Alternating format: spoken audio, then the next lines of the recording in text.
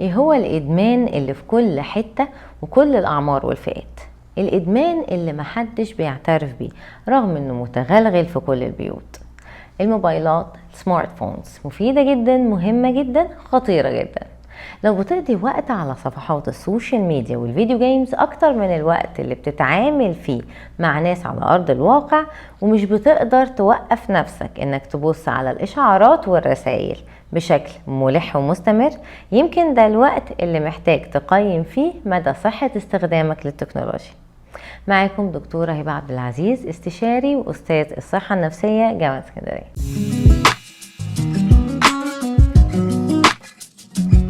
لفظ نوموفوبيا بيعبر عن الخوف الشديد من البقاء بدون موبايل، وده عادة مع افراط في استخدام الانترنت، اللي غالبا التعلق بالموبايل والاجهزة المشابهة بيكون بسبب التعلق بالتطبيقات والالعاب والانشطة اللي عليه في الاساس.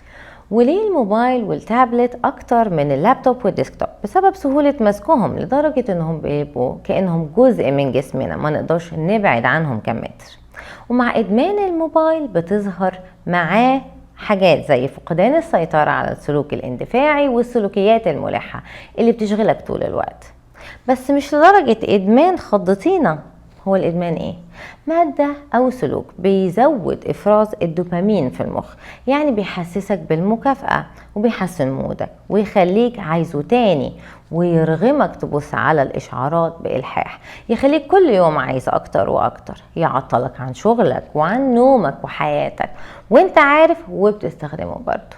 صحيح الموبايل ادمان ملهوش كود او توصيف واضح في كتب الطب النفسي لحد دلوقتي، بس يمكن ده لانه حصل بسرعة شديدة جدا وتشجيع من الشركات الكبرى اللي بتستغل ده لتسويق منتجاتها.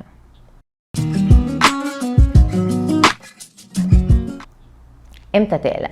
لما تلاقي عندك الخمس علامات دي. 1. مفيش وقت بتقضيه على الموبايل بيكفيك. 2.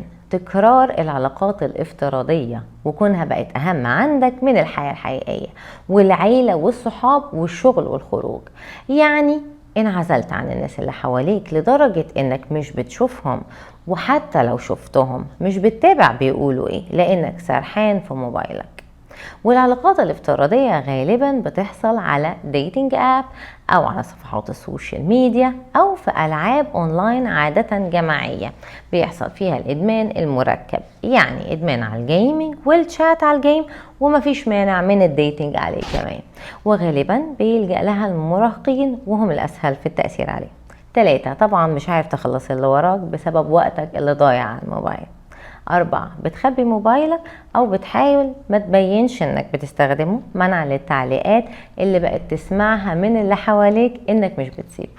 5. بقيت لما تبعد عن موبايلك تحس بأعراض انسحاب، منها عدم ارتياح، توتر، غضب، وصعوبة في التركيز، ورغبة ملحة انك تبص عليه. صحيح الانترنت ممكن تتواصل بيه مع اصحاب قدام وتشارك احداث وذكريات وتتعلم وتبحث مواقع، لكن الصداقة او العلاقة عليه هتغريك لكونها في فقاعة محدودة جدا ما فيهاش الفوضى والضغوط اللي هتقابلها في حياتك مع عيلتك واصحابك الحقيقيين. اما العلاقات الرومانسية فاكيد محدش هيكتب في بروفايل وانا داخلة اتسلى، وعادة ما بتكون العلاقة قصيرة المدى إما كانتش كمان محبطة. امتى ده يكون مقبول؟ لو بينك وبين الشخص اللي بتكلمه معرفة سابقة او ناس مشتركة كتير يعرفوا الشخص ده على الحقيقة ومتأكدين من حقيقة اللي كاتبه عن نفسه، او ما تبقاش العلاقة ابتدت وانتهت على شاشة.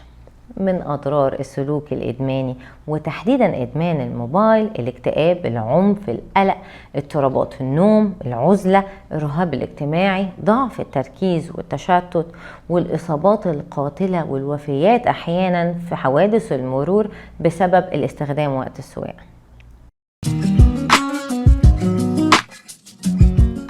إزاي توقف إدمان الموبايل؟ في 5 خطوات. 1. اعرف الأسباب وإمتى بتمسك موبايلك أكتر، وإنت زهقان، وحيد، حاسس بقلق، بضغط. حل المشكلة دي الأول لأن الموبايل مش هيحلها. 2. عيش حياتك في حياتك مش على الموبايل، ما تقعش في فخ انك تتفرج على ناس عايشة حياتها وحياتك تفوتك. اتكلم مع ناس حقيقية. ما عندكش صحاب كفاية، اطلب مساعدة وتعرف على ناس حقيقية. اخرج، العب برياضة، العب اوفلاين جيمز، كارد جيمز، اقرأ، اكتب، ارسم، لون. 3. قلل السكرين تايم بتاعك بالتدريج. اظبط موبايلك يقفل التطبيقات بعد وقت محدد كل يوم لو مش عارف تتحكم فيها بنفسك. 4. ابدأ دوبامين ديتوكس. في فيديو عن طرق الدوبامين ديتوكس بشكل مفصل، ممكن تشوفوه على اللينك ده وتختار أنسب طريقة لك. عن نفسي بفضل قفل الموبايل أو على الإنترنت من 2 ل4 في اليوم، بالإضافة لوقت النوم طبعا. ما تخليش الموبايل جنبك وقت النوم، ولو قلقت ما تفتحوش. 5. امسح بعض التطبيقات المتشابهة وقلل من عدد مرات التشيك اللي بتعملها على النوتيفيكيشنز في اليوم. يعني لو عندك 5 مواقع تواصل اجتماعي، اختار 1 أو 2 وامسح الباقي. ولو بتدخل عليهم تشوف مين بعت ايه 20 مرة في اليوم، خليهم 10 وبعدين قلل ل5 وهكذا. لو بعد محاولاتك لسه مش قادر تتحكم، مش عيب انك تبدأ تطلب مساعدة من مختص. حياتك تستحق انك تعيشها صح، تقدر تغير حياتك.